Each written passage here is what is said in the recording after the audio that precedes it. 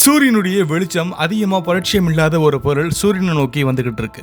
அதாவது சூரியனுடைய வெளிச்சத்தை பார்த்து வந்துட்டு இருக்கு. ஆனா சில வாரங்கள்ல அதோடைய மையத்துல இருக்கக்கூடிய பல பொருள் வெளிவருது. மேலும் அதை சுத்தி இருக்கக்கூடிய பல பொருட்கள் உடைய ஆரம்பிக்குது. அதாவது ஒரு விண்கல், இதை நம்ம காமெட்னு சொல்லுவோம். காமெட் சூரியன் நோக்கி வருது.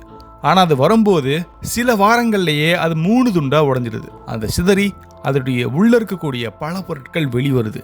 அதோடைய வெளிச்சம் மங்குது.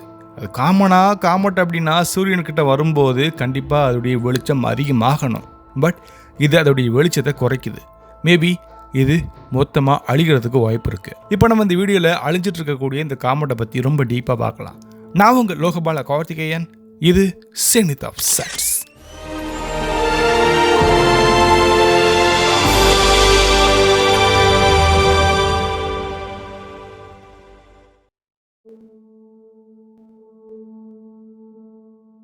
இப்போ நம்ம ரொம்ப டீப்பாக பார்க்கக்கூடிய இந்த விண்கலுடைய பேர் C2025 K1 அட்லஸ். இந்த பேர் நமக்கு 2 முக்கியமான விஷயங்களை சொல்லிக் கொடுக்குது. C அப்படின்றது நான் பீரியோடிக் காமெட்.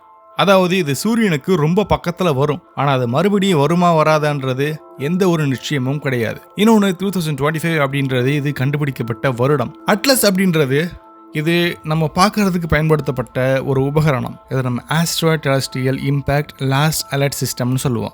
இந்த காமெட் 2025 மே மாதம் தான் முதலாக பார்க்கப்பட்டுச்சு. அப்போ இது ஒரு மெதுவான ஒரு லைட் மாதிரி தெரிஞ்சுது. ஆனால் ரொம்ப கவனமாக பார்த்ததுக்கு அப்புறம் இது ஒரு நிலையில்லாத ஒரு விண்கல் அப்படின்றது நமக்கு தெரிய வந்திருக்கு. இதோடைய பிரைட் கொஞ்சம் கொஞ்சமாக குறைஞ்சிக்கிட்டே வந்திருக்கு. இதுதான் இந்த காமெட்டோடைய ஒரு மிகப்பெரிய ஒரு யூனிக் பாயிண்ட். காமெட்னா என்ன? சூரிய குடும்பம் உருவான ஆரம்ப காலத்தில் இருக்கக்கூடிய மெட்டீரியல்ல இருந்து உருவான சில பொருட்களை நம்ம காமெட்னு சொல்லுவோம். இது நம்ம சூரிய குடும்பத்துடைய ஹிஸ்டரியை உள்ளுக்குள்ள மறைச்சு வச்சிருக்கோம். இதோடைய மையத்தில் பில்லியன்ஸ் ஆஃப் இயர்ஸா நம்மளுடைய பூமி, அது மட்டும் இல்லாமல் நம்மளை சுற்றி இருக்கக்கூடிய பல பொருட்கள் எப்படி உருவாயிருக்கும் அப்படின்றதுக்கான க்ளூஸை கொடுக்கலாம். இது ஒரு பிரிமிட்டிவ் மேட்டர். அதுதான் இது ஒரு முக்கியமான ஒரு ஆப்ஜெக்டா நம்ம கண்ணு முன்னாடி காட்டுது. C2025 K1 அப்படின்றது சூரியனுக்கு பக்கத்தில் வர ஆரம்பிச்ச உடனே அதோடைய மேற்பரப்பில் இருக்கக்கூடிய பனி கொஞ்சம் கொஞ்சமாக ஆவியாக ஆரம்பிக்குது. அதுல இருந்து கேஸஸ் வெளிவருது. அந்த கேஸ் ஸ்பேஸ்ல எஸ்கேப் ஆகுது. எஸ்கேப் ஆகக்கூடிய அந்த கேஸ் அந்த விண்கல்ல சுத்த வைக்கும். இது ஒரு நார்மலான ஒரு பிசிக்ஸ் தான்.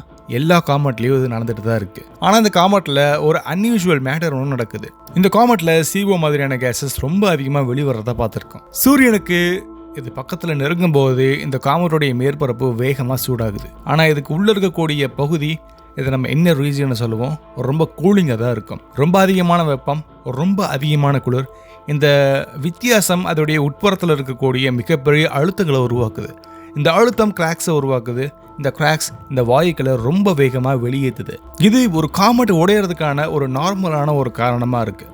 ஆனால் K1 அட்லஸ்க்கு இது மட்டும் இல்லை.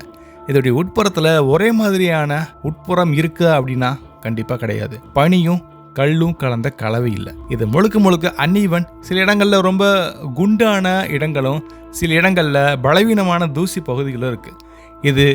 இதோடைய அன்ஸ்டேபிள் காம்பினேஷன் சொல்லுவோம். இதனால தான் இது சூரியனுக்கு பக்கத்தில் போகும்போது 3 பங்காக உடஞ்சிருக்கு. அதாவது 3 பகுதியாக உடஞ்சிருக்கு. ஒவ்வொரு முறையும் அதோடைய பிரைட்னஸ் ஒரு மிகப்பெரிய மாற்றத்தை ஏற்படுத்தியிருக்கு. 2025 அக்டோபர் 8 சூரியனுக்கு ரொம்ப பக்கத்தில் போகும்போது இதை நம்ம பெர்ஹீலியன்னு சொல்லுவோம்.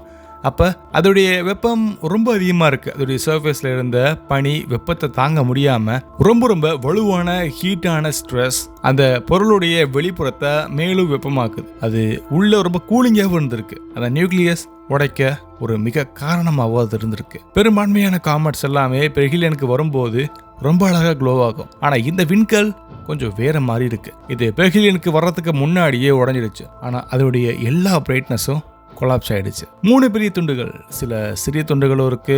அதுக்கு பின்னாடி சில தூசி பாதிகளும் இருக்கு. ஒவ்வொரு பகுதிகளும் அதை ஒரு பாதை மாதிரி ஒன்று ஏற்படுத்தியிருக்கு.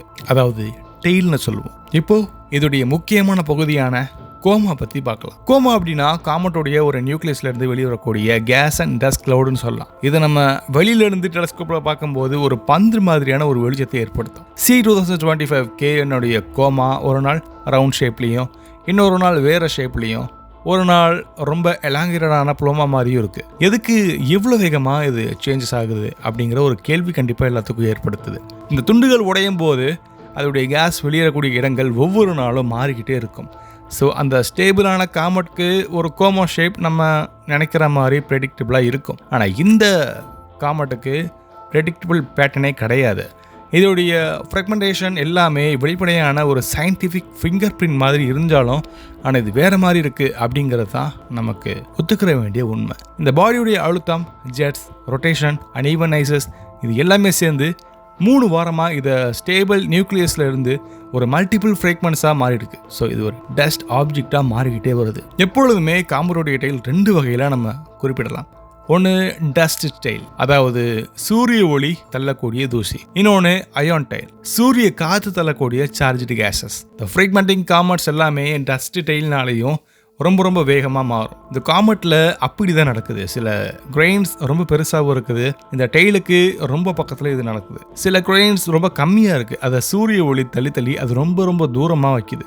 ஸோ ஒரு நாள் இந்த டெயில் ரொம்ப தின்னான ஒரு கர்வ்ட் லைனாக இருக்குது. ஆனால் சில நாள் இதோடைய வாளுடைய நீளம் ரொம்ப அதிகமாக இருக்குது. இப்போது இதோடைய பிரைட்னஸை பற்றி பார்க்கலாம். காமெட் படிப்படியாக பிரைட் ஆகணும். ஆனால் இதுவோ பெர்ஹீலியன் பக்கத்தில் வரும்போது எதிர்பாராத நிலையில் இதோடைய மேக்னிட்யூட் ரொம்ப டார்க் ஆகுது. இதுக்கான காரணம் இதோடைய இன்டராக்ட் நியூக்ளியஸில் இருந்தனால அதிகமான கேஸஸ், அதிகமான டஸ்ட் வந்திருக்கலாம். ஆனால் ஃப்ராக்மெண்டட் நியூக்ளியஸ் கேஸ் ப்ரொடக்ஷனை இதை தந்துட்டு இதோடைய பிரைட்னஸை கண்டிப்பாக கொலாப்ஸ் ஆகிருக்கு. இப்போது இதோடைய காம்போசிஷன் ரொம்ப முக்கியமான ஒன்றா இருக்குது. நம்ம ஸ்பெக்ட்ரோஸ்கோப்பியில் இது நம்ம 2 முக்கியமான விஷயத்தை பார்த்தோம். ஒன்று, கார்பன் மாலிகூல்ஸ் ரொம்ப கம்மியாக இருக்குது, CO கேஸ் ரொம்ப அதிகமாக இருக்குது. இது ஒரு கெமிக்கலி பிரிஸ்டின் காமெட் அப்படின்றது குறிப்பிடத்தக்கது. அதாவது சூரிய ஒளிக்கு இதோடைய எக்ஸ்போசர் இல்லாத நியூக்ளியஸ் மாதிரி. இது சூரிய குடும்பம், அதாவது சோலார் சிஸ்டம் ஆரம்பத்தில் இருந்த ஒரிஜினல் மாலிகுலர் ரேஷியோவை தக்க வச்சிருக்குன்றதுக்கான ஒரு க்ளூ. இப்போ ஆர்பிட் பற்றி கொஞ்சம் சிம்பிளாக பார்க்கலாமா?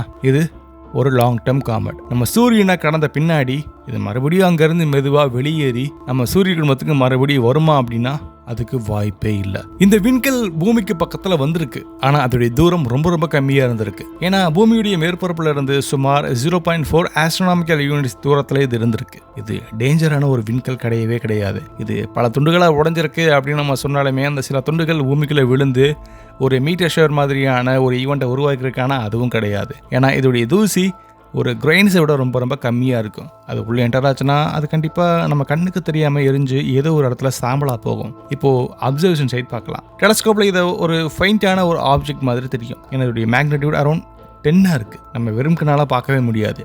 ஈவன் நம்ம பைனோகுலர் யூஸ் பண்ணி பார்த்தோம்னா ரொம்ப கஷ்டமாக இருக்கும்.